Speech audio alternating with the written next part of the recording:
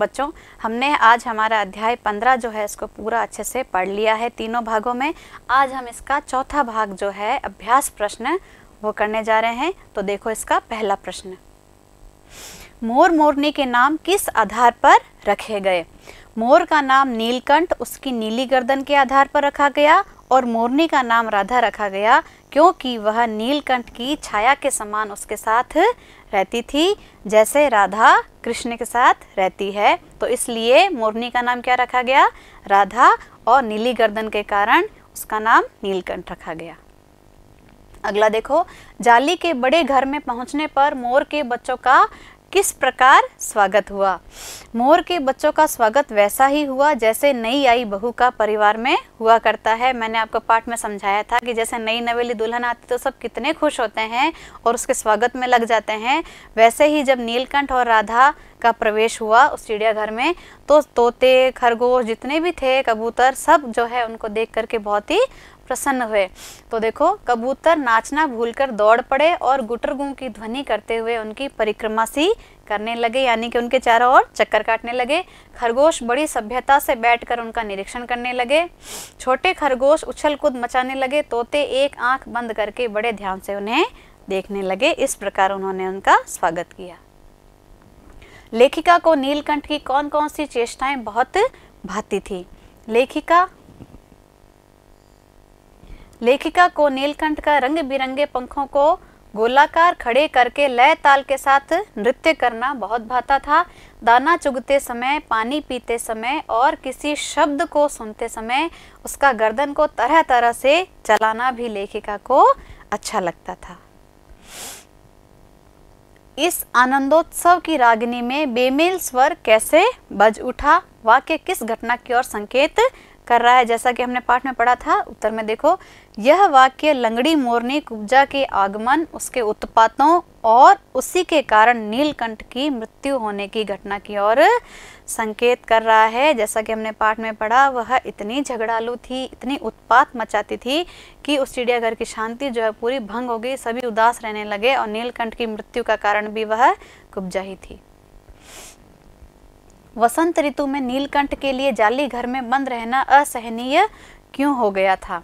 नीलकंठ मंजरियों से लदे आम के वृक्षों और नए लाल पत्तों से लदे अशोक के वृक्षों को देखता उन पर विचरण करने को बेचैन हो जाता था, इसलिए उसे जाली घर में बंद रहना सहन नहीं होता था। क्योंकि जैसा कि मैंने आपको बताया, आम का फल आने से पहले उस पर वो मंजरियाँ आती थी। अशोक के जो लाल पत्ते थे उनके वृक्षों को देख करके उस नीलकंठ से रहा नहीं जाता था और उनमें जाने के लिए वह बेचैन हो उठता था। तो लेखिका कहती है कि उसे ऐसे समय में, यानी कि जब आम पर नए पत्ते, नए मंजरी आई हुई होती थी, उस वक्त उसे अंदर रहना बिल्कुल भी अच्छा नहीं लगता था। जाली घर में रहने वाले सभी जीव एक दूसरे के मित्र बन गए थे, पर कुब्जा के साथ ऐसा संभव क्यों नहीं हो पाया? बाकी कुब्जा के आने से पहले जितने भी थे पशु पक्षी सब आपस में मित्र थे, लेकिन कुब्जा जो है वह उनकी मित्र नहीं बन सकी। क्यों? उत्तर देखो, कुब्जा स्वभाव से झगड़ालू और ईर्ष्या करने वाली थी। वह राधा को नीलकंठ के साथ नहीं देखना चाहती थी। उसने राधा के अंडे द्वेषवश फोड़ डाले। उसके इन्हीं दुर्गुणों के कारण उसकी किसी से मित्रता नहीं हो सकी और स्वभाव उसका बहुत ही खराब था, इसलिए वह किसी की दोस्त नहीं बनी। सातवां देखो, नीलकंठ ने खरगोश के बच्चे को सांप से किस तरह बचाया? इस घटना के आधार पर नीलकंठ के स्वभाव की विशेषताओं का उल्लेख कीजिए। उत्तर देखो, नीलकंठ ने सांप के फन को अपने पंजों से दबा लिया और अपनी तीखी चोंच से उस पर लगातार चोटें की। इससे खरगोश के बच्चे पर सांप की पकड़ ढीली हो गई और वह उसके मुंह से बाहर निकल आया। यह घटना नीलकंठ के स्वभाव की कई विशेषताओं पर प्रकाश डालती है। इससे पता चलता है कि नीलकंठ एक वीर स्वभाव का पक्षी था। उसके हृदय में ममता की भावना भी थी। उसने खरगोश के बच्चे को रात भर अपने पंखों के नीचे छुपाकर गर्मी दी और उसकी जान बचाई। दुष्टों के प्रति वह क्रूर और कठोर था। उसने सांप के टुकड़े टुकड़े कर डाले। दुष्टों के लिए तो बहुत ही कठोर था, सजा देता था, लेकिन अपने जो मित्र थे जाली घर में जो रहते थे उनके प्रति वह बहुत ही प्रेम रखता था। जैसा कि बताया, खरगोश को बचाने के लिए उसने सांप के टुकड़े टुकड़े कर डाले, यानी उन सब का संरक्षक बन गया था। निबंध से आगे में देखो, यह पाठ एक रेखा चित्र है। रेखा चित्र की क्या क्या विशेषताएं होती हैं, जानकारी प्राप्त कीजिए और लेखिका के लिखे किसी अन्य रेखा चित्र को पढ़िए। हम इसके बारे में चर्चा करते हैं। उत्तर देखो, रेखा चित्र अंग्रेजी के स्केच शब्द का हिंदी रूपांतर है। इसमें शब्दों के माध्यम से किसी व्यक्ति के व्यक्तित्व को उभारा जाता है, जैसा कि लेखिका ने इसमें नीलकंठ के व्यक्तित्व को उभारा था। यह मर्मस्पर्शी एवं भाव रूप विधा है, यानी कि रेखा चित्र जो है बहुत ही मर्मस्पर्शी और भावुक कर देने वाली विधा है। रेखा चित्र का वर्णन विषय वास्तविक होता है, यानी यह वास्तविक घटना से जुड़ा होता है। आंतरिक और बाहरी विशेषताएं कलात्मक ढंग से अभिव्यक्ति पाती हैं।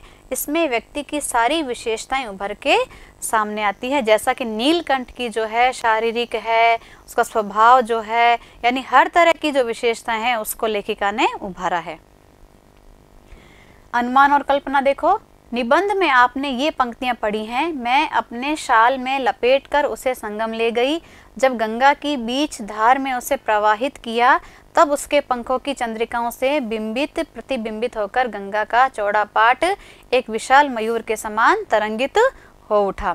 इन पंक्तियों में एक भाव चित्र है। इसके आधार पर कल्पना कीजिए और लिखिए कि मोर पंख की चंद्रिका और गंगा की लहरों में क्या क्या समानताएं लेखिका ने देखी होंगी, जिसके कारण गंगा का चौड़ा पाट एक विशाल मयूर पंख के समान तरंगित हो उठा।